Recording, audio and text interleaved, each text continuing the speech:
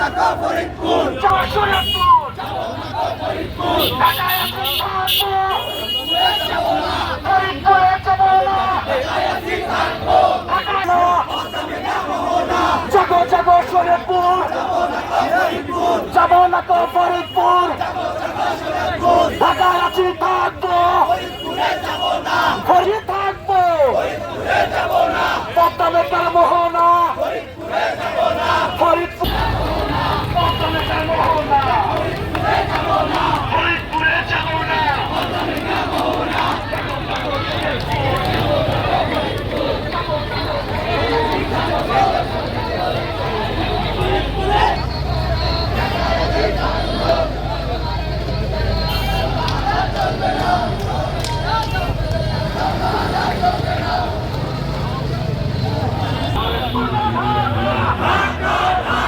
যাব না তো ফরিদপুর, যাব না তো ফরিদপুর,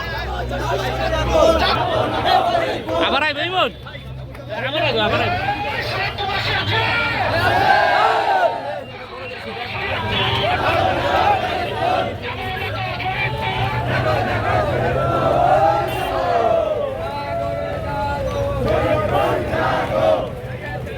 ওরে যাব না, ঢাকা না ফরিদপুর, আমাদের দাবি, আমাদের দাবি, মানতে হবে, মানতে হবে, আমাদের ফরিদপুর বিভাগ হতে হোক না।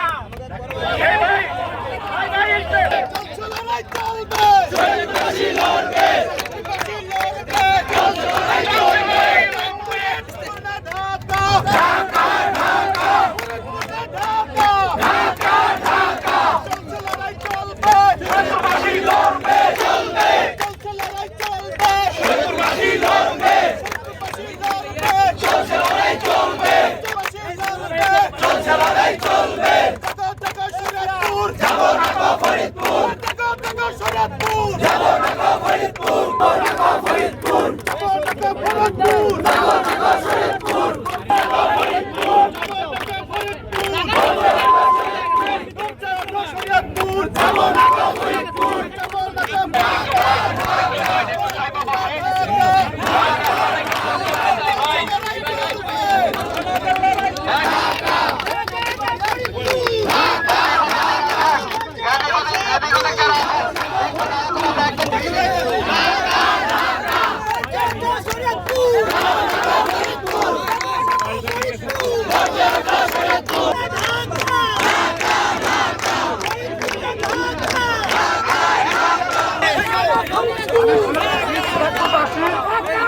আমরা শরীয়তপুরবাসী, আমরা যাইতে চাই না ফরিদপুর। আপনারা জোর করে নিতে পারবেন?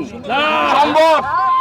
আমাদেরকে জোর করে অন্য কোন বিভাগে নেওয়ার দুঃসাহস দেখাবেন না। সরকারকে বলে দিতে চাই, স্পষ্ট ভাবে বলে দিতে চাই। এবং আমরা যেটি বলছি, আজকে আমাদের বিক্ষোভ সমাবেশ শেষে বক্তারা বক্তব্য রাখছেন, এরপরে 5 তারিখে আমাদের গণসমাবেশ রয়েছে, সেইখানে গণস্বাক্ষর হবে। আমরা সরকারের বিরুদ্ধে মামলা করব, সরকার তালবাহানা করবে, সরকারের বিরুদ্ধে মামলা করব। সংস্কার করার চেষ্টা করছে, তার মধ্যে আমাদের শরীয়তপুরকে নিয়ে তারা ছেলে খেলা শুরু করেছে। আমরা বর্তমান সরকারের এই ছেলে খেলা কখনোই মেনে নিব না। আপনারা জানেন শরীয়তপুরবাসীর প্রাণের দাবি, আমরা ঢাকা বিভাগে ছিলাম, ঢাকা বিভাগেই থাকবো। বর্তমান ফরিদপুর বিভাগ হলে আমরা সর্বশেষ জেলা হিসাবে সকল ধরনের উন্নয়ন কর্মকাণ্ড থেকে বঞ্চিত হব। আগেও হয়েছিলাম। পদ্মা সেতু হওয়ার কারণে আমাদের যে উন্নয়নের সম্ভাবনা রয়েছে, আমরা চাই না এই উন্নয়নের সম্ভাবনা ব্যাহত হোক। এবং স্বাভাবিকভাবে আমাদের যোগাযোগ ব্যবস্থা, আমাদের দূরত্ব নৈকট্য সব দিক থেকে আমরা ঢাকার সাথে সংযুক্ত থাকলে সবচেয়ে বেশি উপকার হয় শরীয়তপুরবাসীর জন্য। কোনোভাবে আমরা শরীয়তপুরবাসী ঢাকা বিভাগ ছেড়ে অন্য কোনো বিভাগে যাব না। এর জন্য সামনের 5 তারিখে আমাদের চূড়ান্ত আন্দোলনের জন্য গণসমাবেশ হবে। সেই গণসমাবেশের উপস্থিত হওয়ার জন্য সবার প্রতি উদাত্ত আহ্বান জানিয়ে আমি আমার কথা শেষ করছি।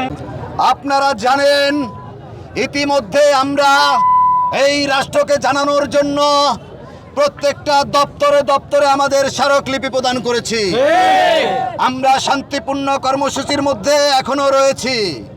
যদি এরকমটা করা হয়, পরবর্তীতে এ নিয়ে আর একটা টু শব্দ করা হয়, তাহলে আমরা কঠোর থেকে কঠোরতর আন্দোলনে চলে যাব।